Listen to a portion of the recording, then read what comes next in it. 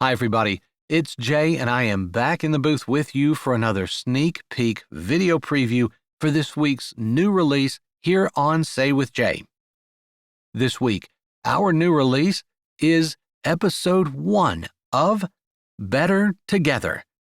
It's the second book in Jessie Gussman's Sweet Haven Farms, Small Town Sweet Romance series, and I've got more about the story and a preview for you in just a moment. But first, just a quick reminder for anybody who might be new and is wondering what this episode business is about. Well, Jessie, on average, writes and publishes a new novel every 3 weeks. Let me say that again. Every 3 weeks, she writes a new book on average. If that's not amazing to you, just think back to when you were in school and you had a month to write a 10-page term paper? Okay, well, anyway, we produce the audiobook to go along with that new release along that same schedule. We can't really make them any faster than that. We're good, but we're not that good. So that begs the question, if you're releasing a new novel every 3 weeks, what do you do in the 2 weeks in between? We like to give you guys new content every Friday. Well, fortunately, Jessie has a back catalog, meaning books that she's published that we've not made into audiobooks yet.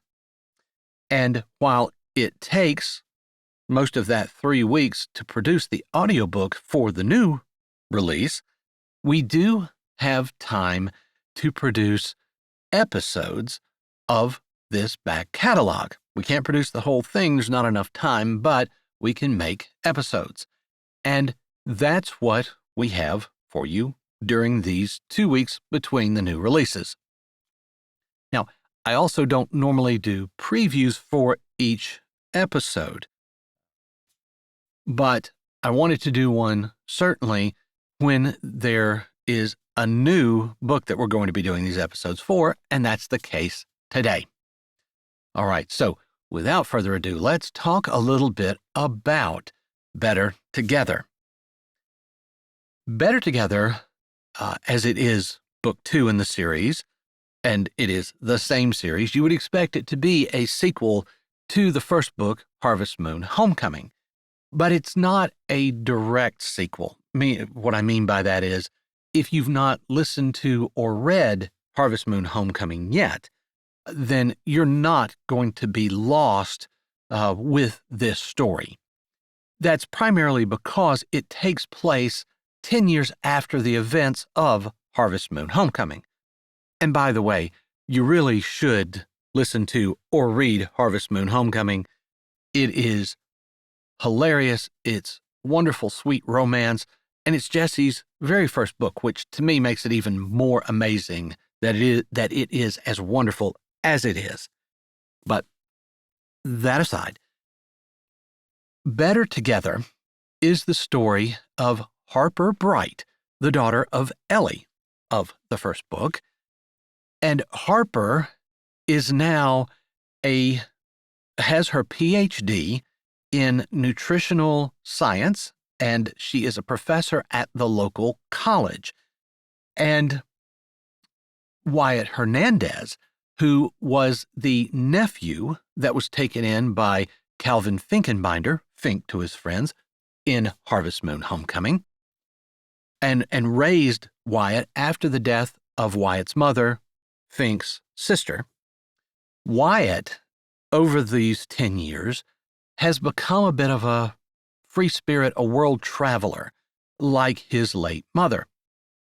And he is back in town, but he realizes this could kind of be a last hurrah, because after one last adventure, that is to backpack across the Alps, a dream of his late mother, he is supposed to go to Chile to run the ski resort owned by his father, with whom he's reconnected, another wish of his late mother.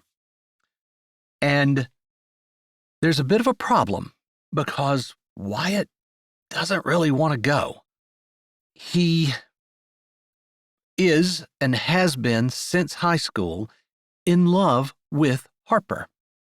But she also happens to be his very best friend in the world, and he doesn't want to jeopardize that. So he, in order to delay the inevitable, going to Chile to work for his father, he tells his father a bit of a fib. And as lying will often do, it kind of snowballs into something that he hadn't expected. And he needs Harper's help to get out of it. Now, I'm not going to say any more about the story so that I don't spoil anything. But I will say that episode 1 may very well be the most thrill-packed start to a book of any that I've read of Jessie's. And that's not to say that her other books are boring, but this one has some action from the get-go. So, while I won't spoil that for you either, I do have a live preview reading for you of the first few minutes of episode 1. Don't worry, they are also spoiler-free to the book and to episode 1. So, if you'd like, please listen to this. I hope you enjoy it. And then I hope you'll come back this Friday for the full release of episode 1 here on Say with Jay. No way am I going in there. Harper Bright took a second look at the yawning black hole in the mountain in front of her and crossed her arms over her chest. She didn't need her doctorate degree to know this was a bad idea. Did you know this tunnel was on Hitler's charts during World War II? If he ever made it stateside, it was one of the places he planned to bomb. Wyatt Hernadez planted his feet and put his hands on his hips. His dimples flashed, but he spoke in the tone of voice that said, "I hear you, but I'm ignoring you." He used the same tone every time he dragged Harper on some crazy adventure or other. She walked toward the open-mouthed hole. Despite her family having owned the ground around the tunnel all her life, she hadn't known about this small spot in central Pennsylvania being on Hitler's map. The looming mountain that shot up around the ravenous cavity blocked the sunlight. Leafy green trees waved in the warm June breeze. Harper squinted up. You know, someday we really ought to start acting like the mature adults we are. Give me a break, Harper. The only time you ever spend 2 seconds not acting like an adult is when I strong-arm you into it. Like now. This is going to be fun.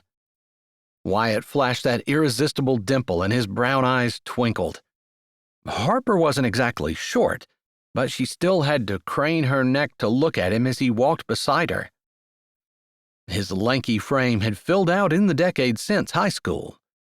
Actually, now that she thought about it, he'd filled out very nicely. Broad chest, wide shoulders, and long, muscular legs. A flare of heat unfurled in her stomach. She straightened her spine. This was Wyatt, her best friend. They reached the orifice of the mountain. Cool air blew from its depths. It smelled heavy and sweet, like rotting soil. Their next steps took them inside.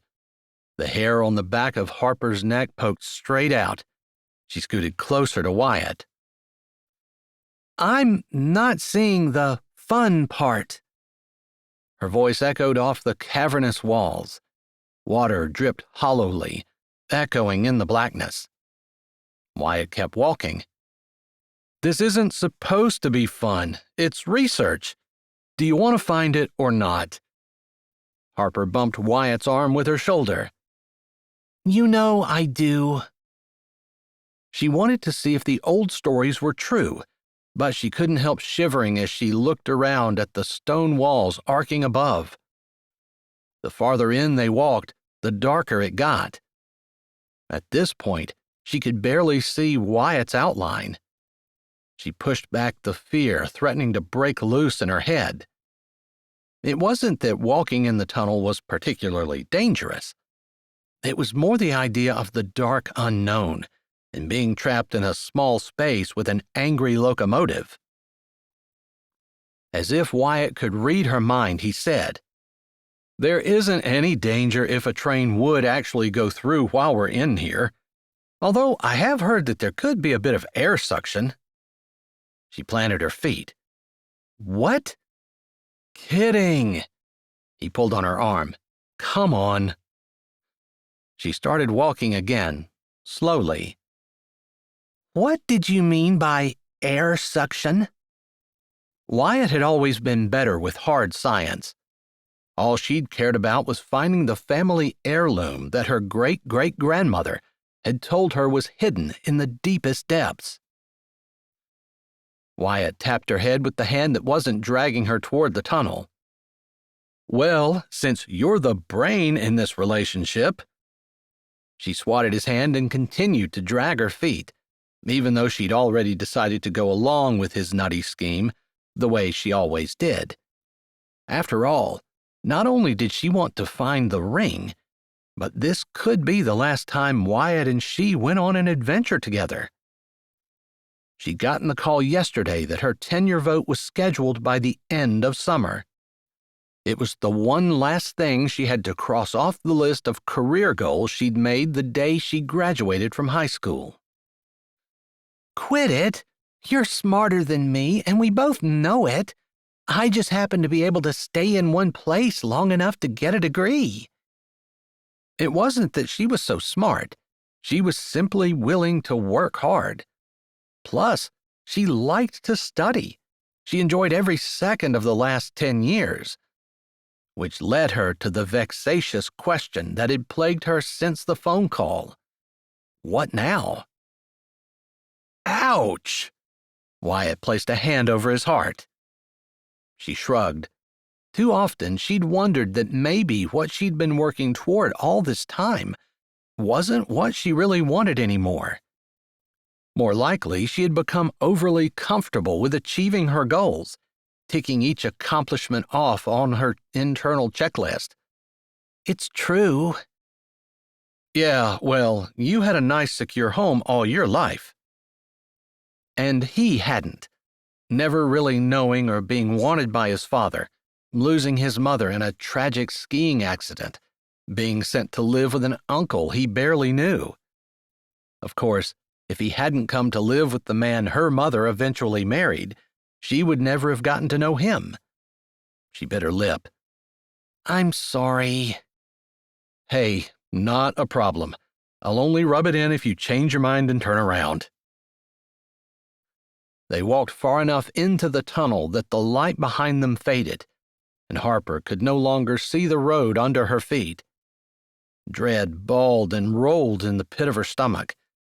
She reached for Wyatt.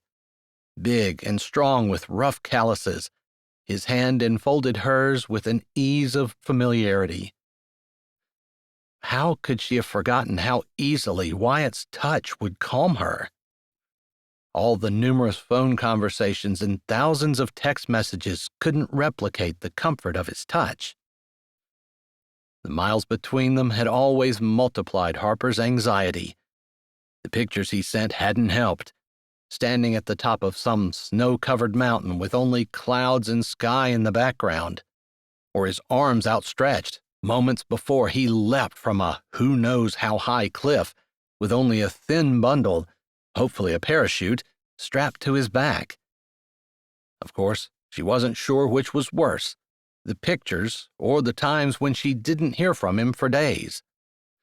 He always warned her when he might be adventuring in out-of-service areas, but that was one instance where knowledge wasn't power, as her ragged, bloody nails could testify. "Do you think we're halfway?" she asked. "Why are you whispering?" She shivered. She hadn't noticed she was whispering. "Just in case there's a bear hibernating in one of those alcoves you talked about." "It's June." maybe it's waking up late this year. Hi, this is Jay, and thanks for listening. If you're ready for another great audiobook, here's one we think you might like. Or check out the playlist with all our latest releases. Don't forget to subscribe to Say with Jay, give this video a thumbs up, and tell us what you liked in the comments.